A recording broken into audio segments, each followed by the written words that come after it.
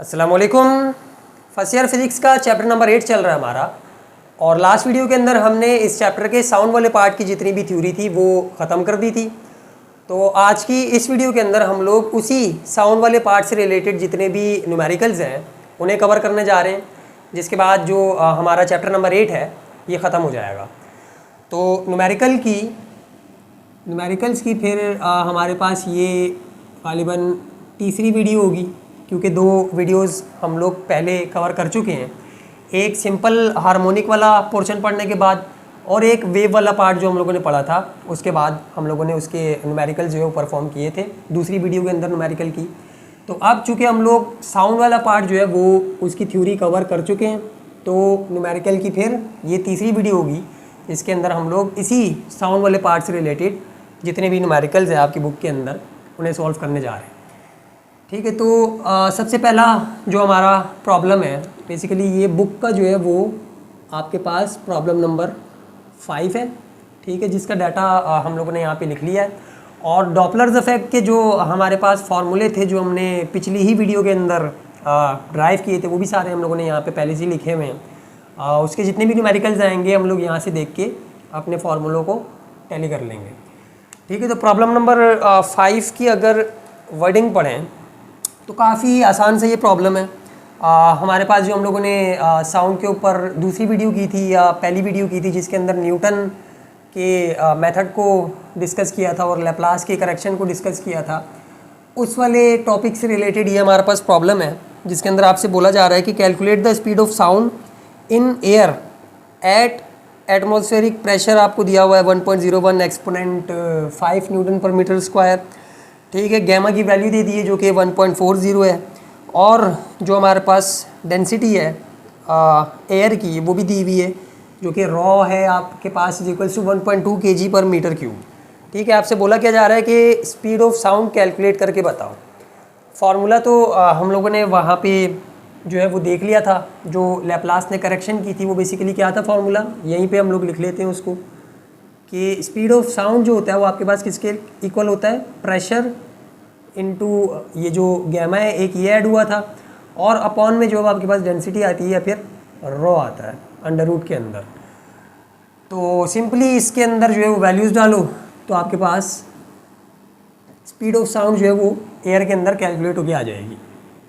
सबसे पहले रेफरेंस दो कि फार्मूला जो होता है वो हमारे पास होता है प्रेशर इनटू गैमा। ठीक है, और डिवाइडेड बाय रॉ। इसके अंदर अगर हम लोग वैल्यूज़ डालें तो वैल्यूज़ क्या क्या दी हुई हैं उन्होंने, 1.01 एक्सपोनेंट 5 इंटू गैमा की वैल्यू है 1.40 और डिवाइडेड बाय हमारे पास 1.2 पूरे के ऊपर रूट है। ठीक है, तो इसको जब हम लोग फार्मूले के अंदर डालेंगे तो ऊपर है 1.01 एक्सपोनेंट 5 मल्टीप्लाइड बाय 1.40 और नीचे जो आपके पास है 1.2, और ये पूरी चीज़ जो है वो अंडर रूट के अंदर है। तो इसका आंसर जब आप लोग डायरेक्ट इसको सॉल्व करोगे तो आंसर आएगा 343.268 मीटर पर सेकेंड स्क्वायर।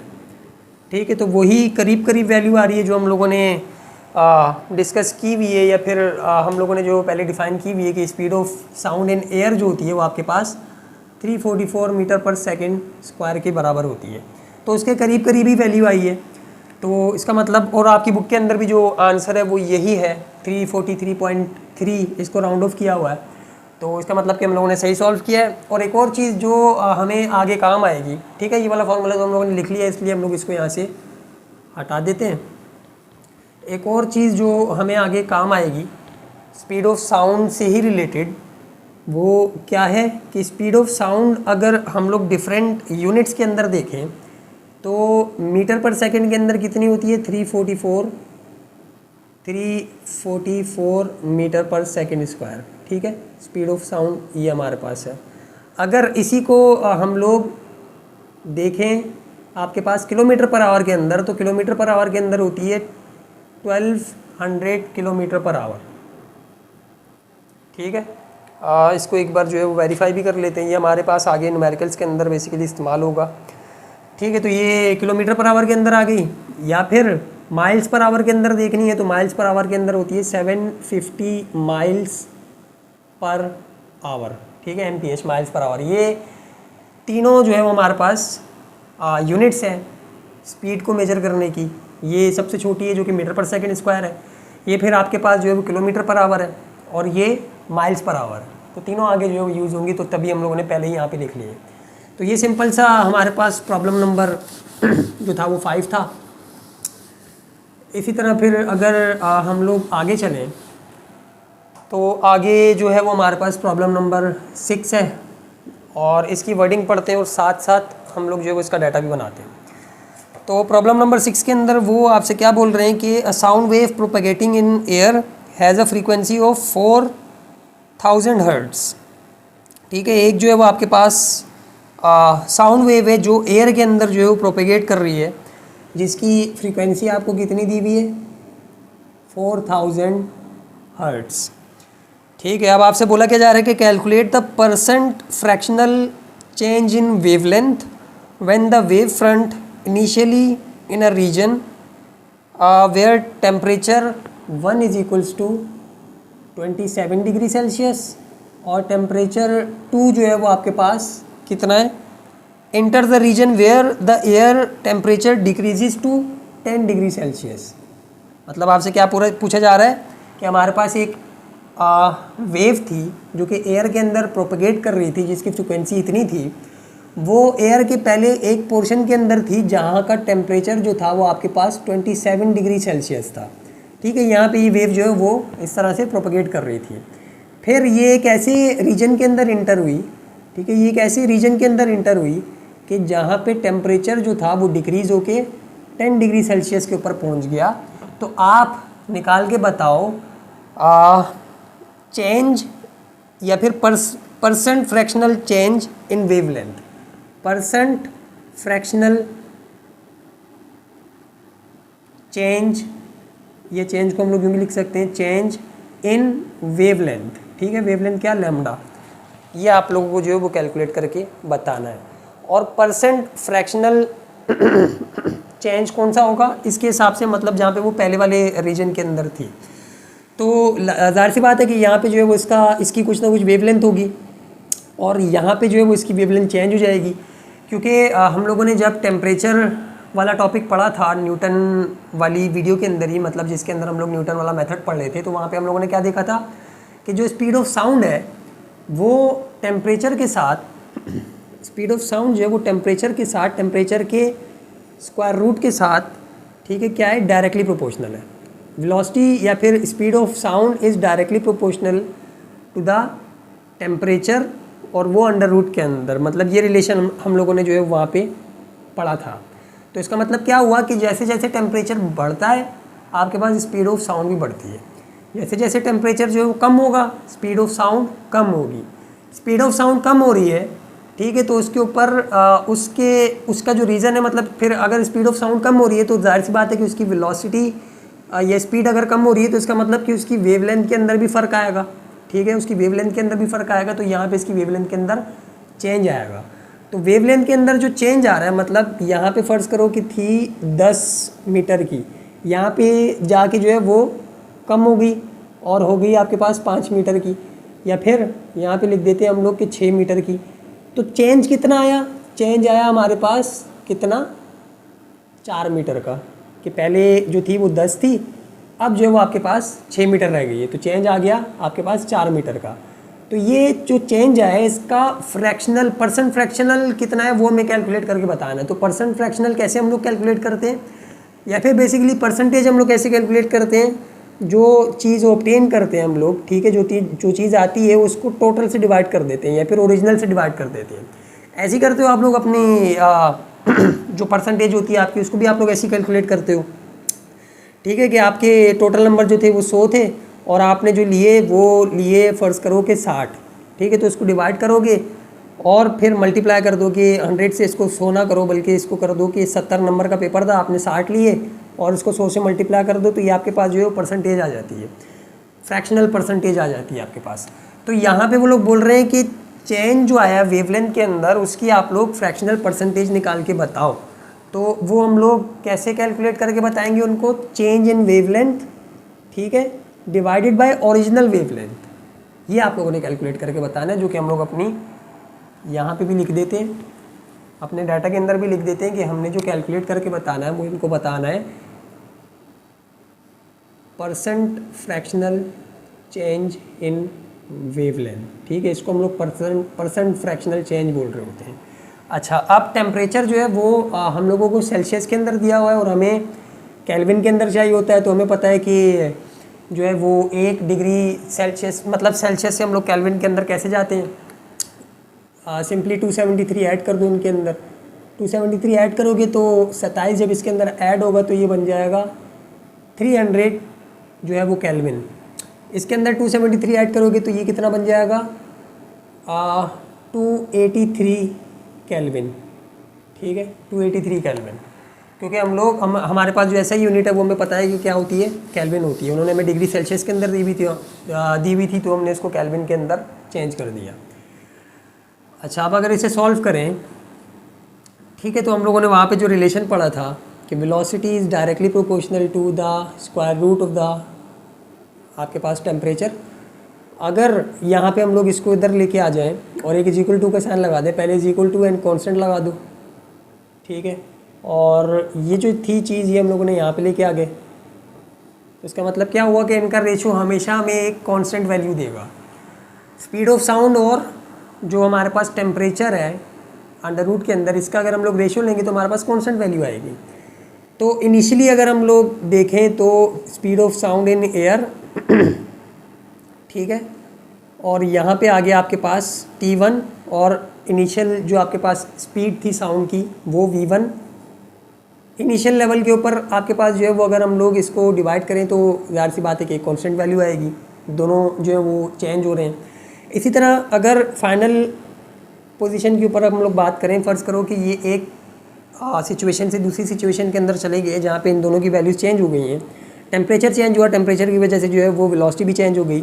तो V2/T2 जो है वो दोबारा जब हम लोग इसका रेशो लेंगे वो भी एक कांस्टेंट के इक्वल आएगा। यही इक्वेशन जो है मैं ये वाली बता रही थी कि इन दोनों का किसी भी कंडीशन के ऊपर आप लोग रेशो लोगे तो एक कांस्टेंट की जो है वो वैल्यू आएगी। तो हम लोगों ने 2 कंडीशन के ऊपर देखा, एक इनिशियल बोला एक को और एक को फाइनल बोला, तो दोनों के ऊपर कांस्टेंट आ रही है। अगर इन 2 इक्वेशंस को हम लोग जो है वो कंपेयर करें आपस में तो हमारे पास क्या इक्वेशन बनेगी, क्या चीज़ हमारे पास सामने आएगी कि V1/T1 जो है इसका रेशो बराबर होता है V2/T2 के, ठीक है, इसके बराबर होता है। अब अगर यहाँ पे हम लोग जो है वो इसको लेके चलें, इसको सॉल्व करें, तो V वाली वैल्यूज़ एक तरफ कर देते हैं, V1/V2 = T1 रूट के अंदर और अपॉन में T2 रूट के अंदर, ठीक है। वेलोसिटी का हम लोगों ने एक फार्मूला पढ़ा था कि V = जो है वो f लैम्डा होता है। तो यहाँ पे हम लोग डालते हैं f λ1 और यहाँ पे हम लोग डालते हैं f λ2 = इन दोनों को हम लोग एक ही रूट के अंदर लिख सकते हैं, मैथमेटिक्स का रूल है, ठीक है, कि 2 अलग अलग रूट के अंदर हो तो हम लोग एक ही रूट के अंदर उसको कन्वर्ट कर सकते हैं। टेम्परेचर 1 जो है वो हमारे पास 300 है और टेम्परेचर 2 जो है वो हमारे पास है 283, ठीक है, केल्विन। अब जो फ्रीक्वेंसी है ये फ्रीक्वेंसी से कैंसिल हो जाएगी। अच्छा, फ्रीक्वेंसी जो है वो सेम रहेगी, ठीक है, सिर्फ वेवलेंथ जो है वो चेंज होती है। फ्रीक्वेंसी इस कंडीशन के अंदर सेम रहती है जो कि 400 हर्ट्ज़ ही है। पहली वाली कंडीशन के अंदर यानी कि जहाँ पे टेम्परेचर हमारे पास 300 केल्विन था वहाँ भी उसकी फ्रीक्वेंसी 4000 हर्ट्ज़ ही रहेगी और दूसरी वाली कंडीशन के अंदर भी 4000 हर्ट्ज़ ही रहेगी। तो अगर इसको जो है वो हम लोग आगे लेके चलें, आगे सॉल्व करें तो हमारे पास क्या इक्वेशन बनेगी, इसको हम लोग सॉल्व करते हैं। तो अंडर रूट के अंदर ऊपर है आपके पास 300, ठीक है, और नीचे है हमारे पास 283। तो जो आंसर आ रहा है वो हमारे पास क्या आ रहा है कि λ1/λ2 जो है वो उसका रेशो आ रहा है 1.029, ठीक है। इसको अगर उधर लेके चले जाएं तो λ1 जो है वो हमारे पास आया 1.029 इंटू लेमडा टू। इसी तरह अगर हम लोग लेमडा टू की वैल्यू निकाल के देखना चाहेंगे, लेमडा टू जो है वो उसकी वैल्यू क्या आ रही है, तो वो हम लोग कैसे निकाल सकते हैं कि ये इज इक्वल टू, ये यहाँ पे इसके साथ मल्टीप्लाई हो रहा है, अगर इज इक्वल टू की इस तरफ लेके जाएंगे तो डिवाइड हो जाएगा, यानी कि 1/1.029 इंटू लेमडा वन। ठीक है, तो 1 डिवाइडेड बाय अगर हम लोग करें 1.029 तो हमारे पास जो आंसर आएगा वो आएगा lambda two is equals to 0.971। ठीक है, और साथ में लेमडा वन, एक वैल्यू हमने ये बना दी, एक वैल्यू हमने ये बना दी। आप कोई सी भी जो है वो आगे इस्तेमाल कर सकते हो, और इसको कैसे इस्तेमाल करेंगे वो भी हम लोग देखते हैं। अच्छा, अब हमने निकालना क्या है, हमने सबसे पहले तो चेंज देखना है ना। तो चेंज हमें पता है कि किसके बराबर होता है, ये चेंज हम लोग कैसे लेते हैं, लेमडा वन माइनस का लेमडा टू। ठीक है, अब अगर इस वाले फॉर्मूले के अंदर हम लोग लेमडा टू की वैल्यू डाल दें जो हम लोगों ने यहाँ पे कैलकुलेट की थी, तो lambda one as it is आएगा, लेमडा टू की जगह पे हम लोग ये डाल सकते हैं कि 0.971 लेमडा वन। ठीक है, लेमडा टू की हमने यहाँ पे जो वैल्यू कैलकुलेट की थी वो यहाँ पे हम लोगों ने इसकी डाल दी। ठीक है, अब अगर इसको हम लोग यहाँ से लेमडा वन को जो है वो कॉमन ले लें। ठीक है, लेमडा वन को यहाँ इन दोनों जो है वो यहाँ पे टर्म्स के अंदर आ रहा है, तो यहाँ से अगर हम लोग इसको लेमडा वन को कॉमन ले लें, तो यहाँ से अगर हम लोग सिर्फ लेमडा वन को कॉमन ले लिया तो यहाँ पे क्या बचा, वन बचा। ठीक है, यहाँ से अगर लेमडा वन को कॉमन लिया तो यहाँ पे क्या बचा, 0.971। लेमडा वन को अगर इधर ले के आके डिवाइड करवा दें चेंज इन लेमडा से, ठीक है, जो कि हमें चाहिए भी था, जो हम लोग पहले वहाँ पे लिख चुके हैं, तो यहाँ पे हमारे पास क्या बचेगा, 1 माइनस का 0.971। इसको सॉल्व करो कैलकुलेटर के अंदर डाल के, तो आपके पास क्या आंसर आएगा, 1 माइनस का 0.971, तो आपके पास जो आंसर आ रहा है वो आ रहा है कितना, 0.029। ठीक है, चेंज इन वेवलेंथ और अपॉन में आपके पास 1। और अगर ये हमारे पास क्या आ गया, ये फ्रैक्शन आ गया, ये हमारे पास क्या आ गया, बेसिकली ये फ्रैक्शन आया है। और अगर इसको परसेंटेज के अंदर चेंज करना है तो हमें पता है कि हम इसको 100 से मल्टीप्लाई करवा देंगे। इसको 100 से मल्टीप्लाई करवाओगे तो आपके पास क्या आंसर आएगा, आपके पास जो आंसर आएगा वो आएगा 20, ये ज़ीरो यहाँ पे 1 और 2.9। आप लोग डायरेक्ट जो है वो 100 से कैलकुलेटर के अंदर डाल के मल्टीप्लाई करवा देना, तो 2.9% जो है वो हमारे पास यहाँ पे आंसर आ रहा है। और आपकी बुक के अंदर जो है वो भी ये 2.87 है। ठीक है, 2.87 है, और हमारे पास जो है वो 2.9 आ रहा है, तो तकरीबन करीब ही है, इसको हम लोग कंसीडर कर सकते हैं। तो ये हमारे पास जो है वो आंसर है। ठीक है, शायद इसकी हमने जो है वो पूरी वैल्यू नहीं लिखी, यहाँ पे पूरी लिखते जो यहाँ पे आ रही थी इसको सॉल्व करने के बाद, या फिर इसको सॉल्व करने के बाद तो पूरी वैल्यू लिखते तो तकरीबन 2.87 तक ही आती। तो 2.9 भी सही है, मतलब ये एक्सेप्टेबल है। तो ये था हमारे पास प्रॉब्लम नंबर 6। अब अगर इसी तरह हम लोग आगे चलें, आगे बढ़ें, तो जो अगला प्रॉब्लम है वो हमारे पास प्रॉब्लम नंबर शायद 8 है आपकी बुक का, जो साउंड वाले पार्ट से रिलेटेड है। ठीक है, तो प्रॉब्लम नंबर 8 है। प्रॉब्लम नंबर 8 को देखते हैं कि वो क्या है। इसके अंदर वो हमें क्या बता रहे हैं कि 256 hertz tuning fork produces 4 beats per second.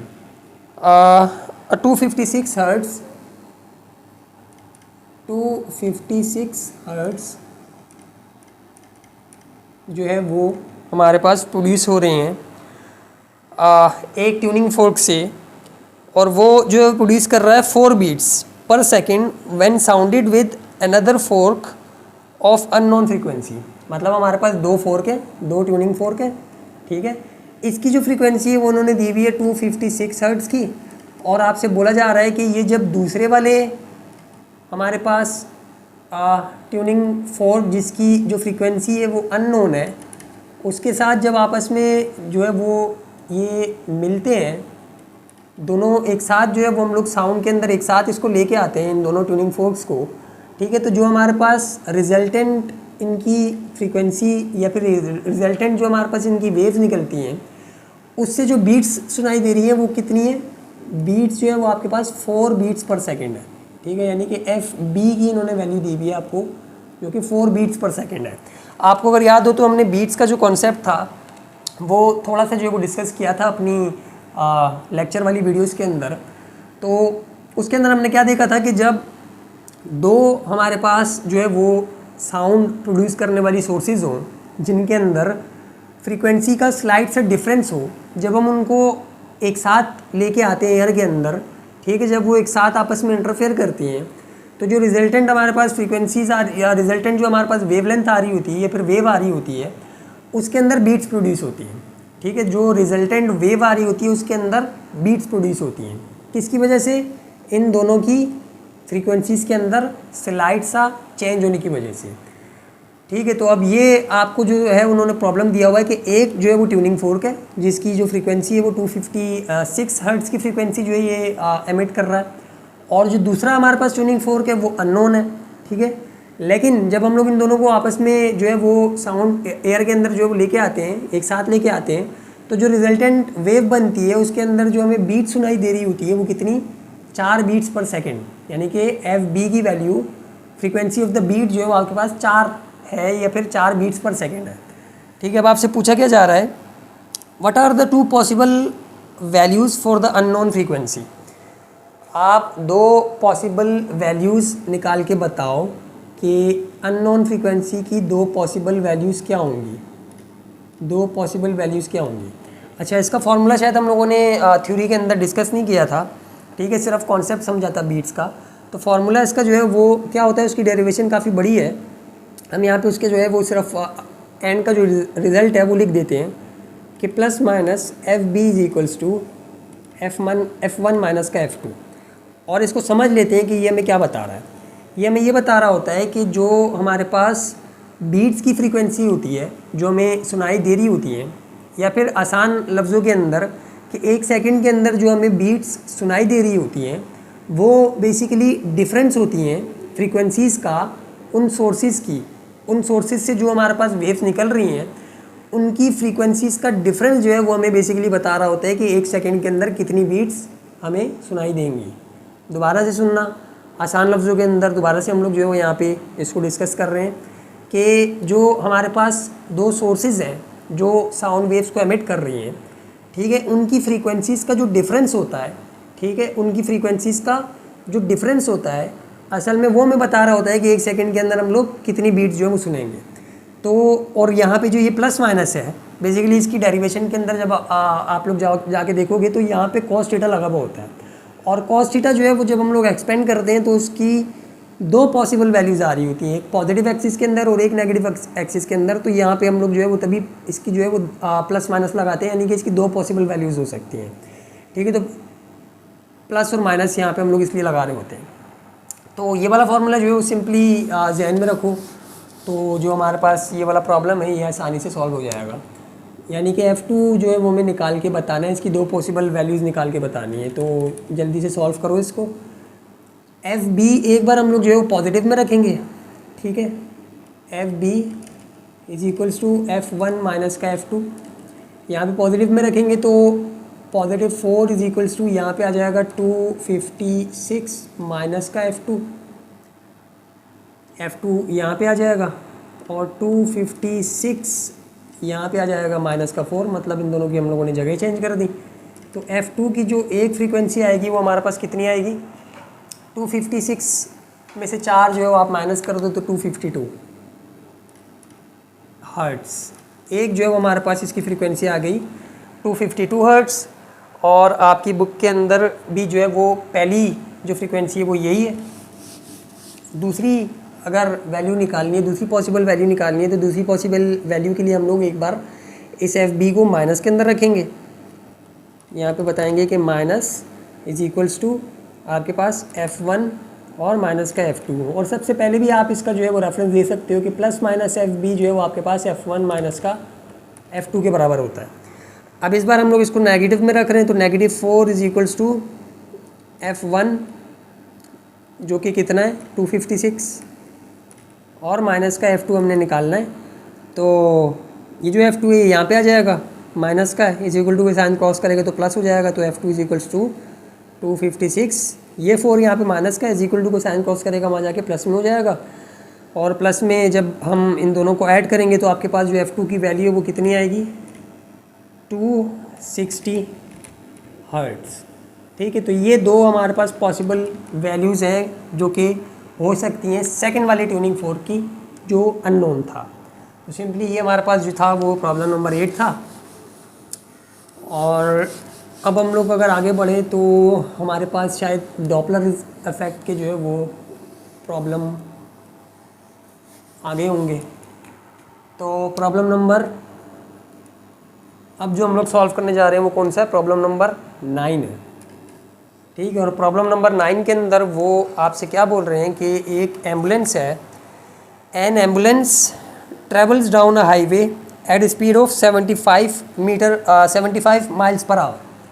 एक एम्बुलेंस है, ठीक है, जो कि एक हाईवे के ऊपर जा रही है कितनी स्पीड से, 75 miles per our, 75 miles per our. ठीक है, ये एम्बुलेंस हमारे पास हाईवे के ऊपर इस पोजीशन, इस डायरेक्शन के अंदर जा रही है। Its siren emits sound at a frequency of 400 hertz. इसका जो ऊपर सायरन लगा हुआ है, ठीक है, जो स्पीकर लगा हुआ है वो साउंड वेव्स को जो है वो एमिट कर रहा है कितनी फ्रीक्वेंसी के ऊपर, फ्रीक्वेंसी जो है वो इसकी कितनी है, 400 हर्ट्ज़।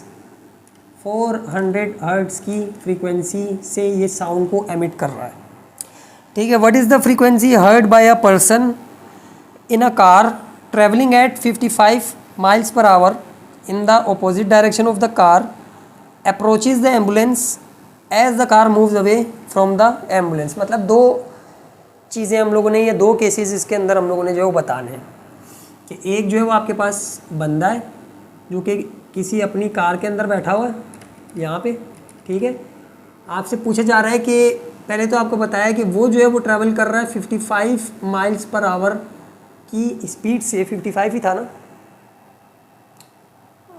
हाँ 55 माइल्स पर आवर था, 55 माइल्स पर आवर की स्पीड से इसकी तरफ मूव कर रहा है।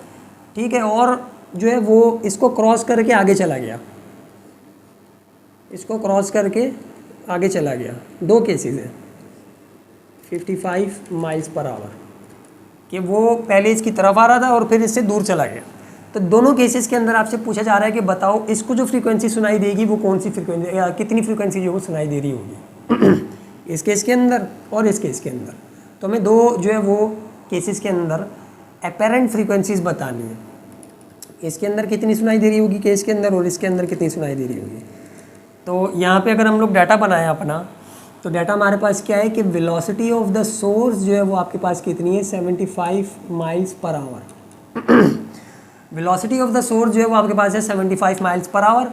जो फ्रीक्वेंसी है साउंड की जो ये एम्बुलेंस एमिट कर रही है वो है 400 हर्ट्ज़। ठीक है, और इसके अलावा हमें क्या चीज़ चाहिए होती है, इसके अलावा है वेलोसिटी ऑफ द लिसनर, क्योंकि इस केस के अंदर ये भी मूव कर रहा है। वेलोसिटी ऑफ द लिसनर जो है वो उन्होंने हमें दी हुई है 55 माइल्स पर आवर, और स्पीड ऑफ साउंड जो होती है माइल्स पर आवर के अंदर, क्योंकि सारी चीज़ें उन्होंने माइल्स पर आवर के अंदर दी हुई है तो हम स्पीड ऑफ साउंड भी जो है वो माइल्स पर आवर के अंदर लेंगे। वो कितनी होती है, 750 माइल्स पर आवर। ठीक है, यहाँ पे हम लोगों ने पहले ये चीज़ लिख दी थी MPH माइल्स पर आवर।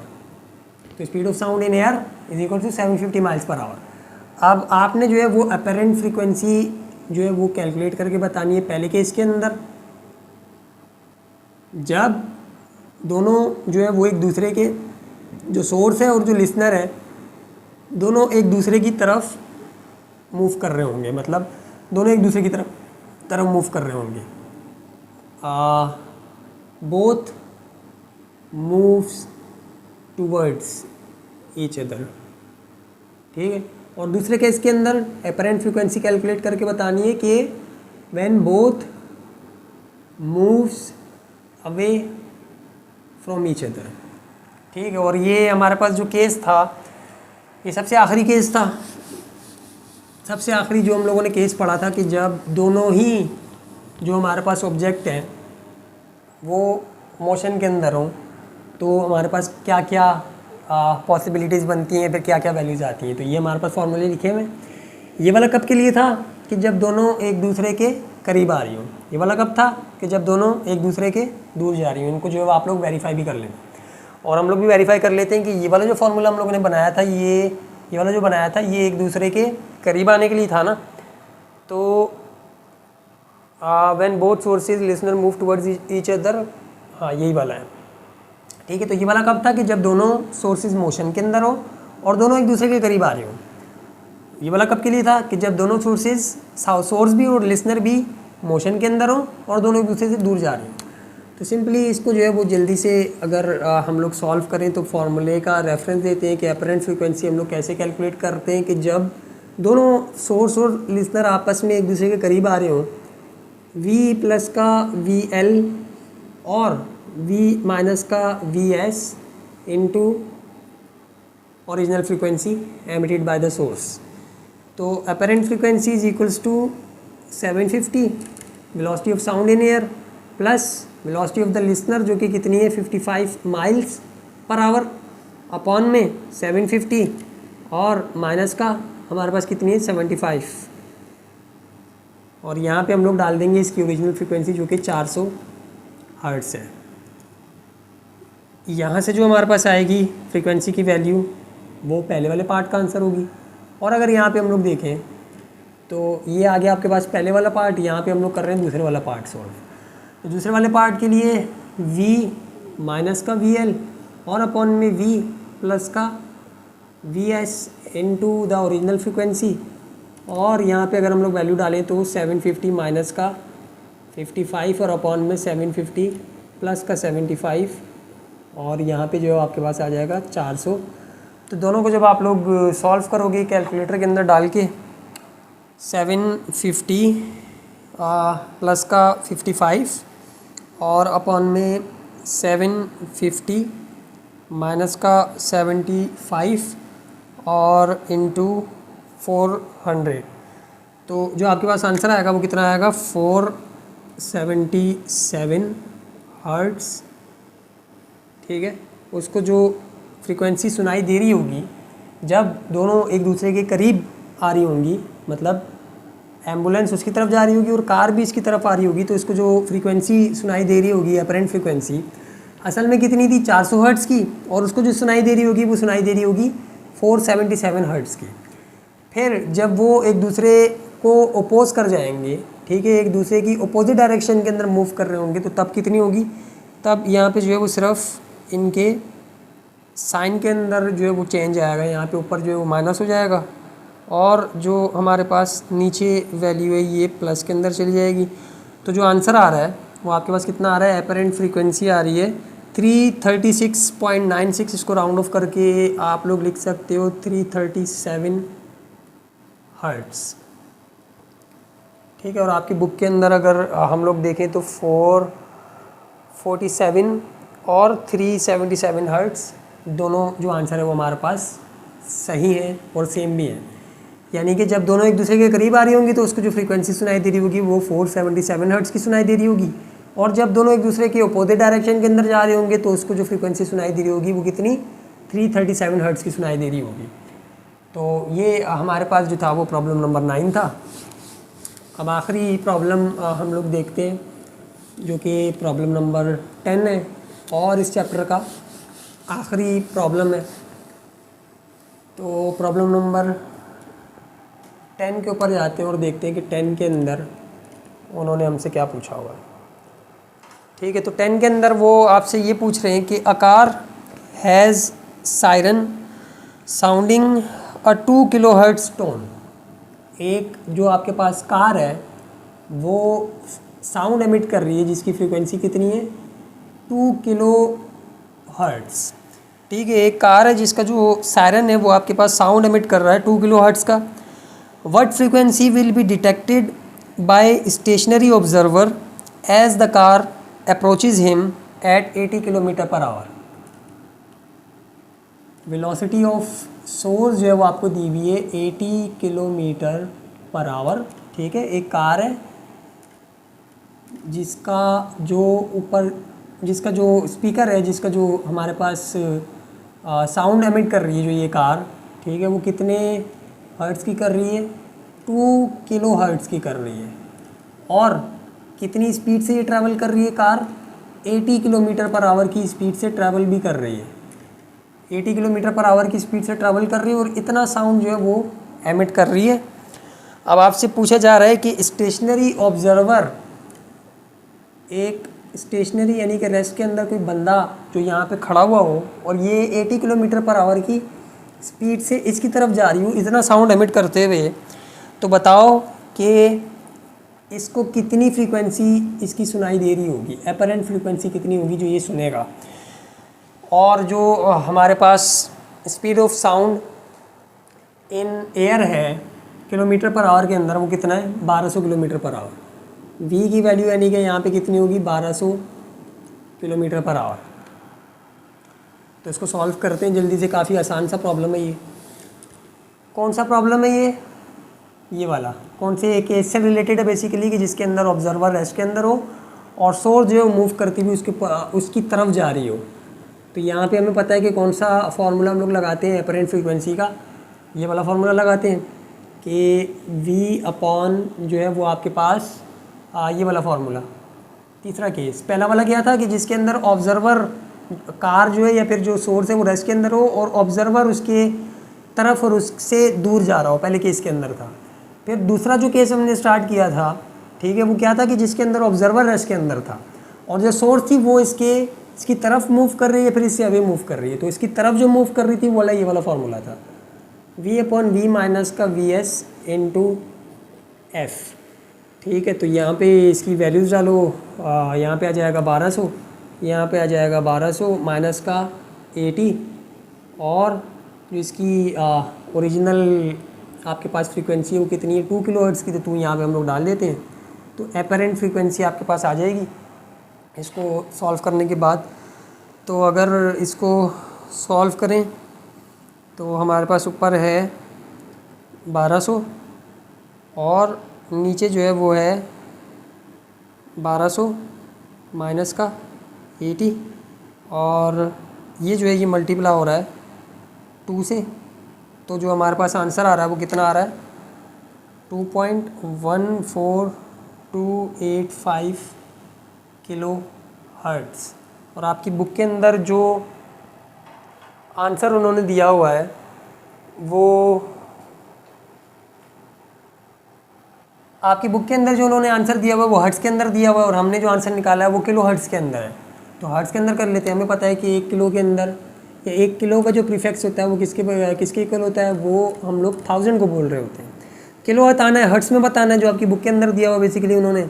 तो इसको 1000 से मल्टीप्लाई करवा दो। तो 1000 से जब आप लोग इसको मल्टीप्लाई करवाओगे तो जो आपके पास आंसर आएगा वो कितना आएगा? 2142.85 हर्ट्ज़। ठीक है, 1 2 3 यहाँ पे पॉइंट था ना, 1000 से मल्टीप्लाई करना है तो सिंपली ये जो पॉइंट है 3 जंप लगा के यहाँ पे आ जाएगा। या तो इस तरह से सॉल्व करो या डायरेक्ट कैलकुलेटर के अंदर डाल के सॉल्व करो। तो जब आप लोग इसको सॉल्व करोगे तो आपके पास जो आंसर आएगा वो ये आएगा। ठीक है, 2142 या फिर उसको राउंड ऑफ करके आप इस तरह से भी बता सकते हो कि 2143 हर्ट्ज़। दोनों जो केसेस हैं या फिर दोनों जो आंसर हैं वो सही है। तो ये इसका मतलब क्या हुआ कि जो ये कार थी जो कि 2 किलो हर्ट्ज़ की फ्रीक्वेंसी का साउंड एमिट कर रही थी, 80 किलोमीटर पर आवर की स्पीड से ट्रैवल कर रही थी स्टेशनरी लिसनर की तरफ।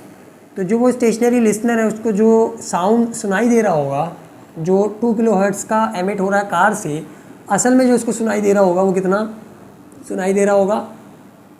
2142 हर्ट्ज़ या फिर 2143 हर्ट्ज़, या फिर इस तरह से कह सकते हैं कि 2.142 किलो हर्ट्ज़। तो ये उसको जो सुनाई दे रहा होगा इतनी फ्रीक्वेंसी के साथ जो स्टेशनरी ऑब्जर्वर वहाँ पे खड़ा हुआ होगा। तो ये हमारे पास जो था वो आखिरी प्रॉब्लम था जो कि साउंड वाले पार्ट से रिलेटेड था और यही आखिरी हमारे पास जो था वो प्रॉब्लम था आपके चैप्टर नंबर 8 का। और इसके बाद जो हमारा ये चैप्टर नंबर 8 है फर्स्ट ईयर फिज़िक्स का ये ख़त्म हुआ। और अब जो इसके 2 लास्ट के चैप्टर्स रहते हैं, चैप्टर नंबर 9 और चैप्टर नंबर 10, वो हम लोग कोशिश करेंगे कि नेक्स्ट वीडियोज़ के अंदर जो है वो उनको कवर करें। तो आज के लिए इतना ही, मिलते हैं फिर अगली वीडियो में, तब तक के लिए अल्लाह हाफिज़।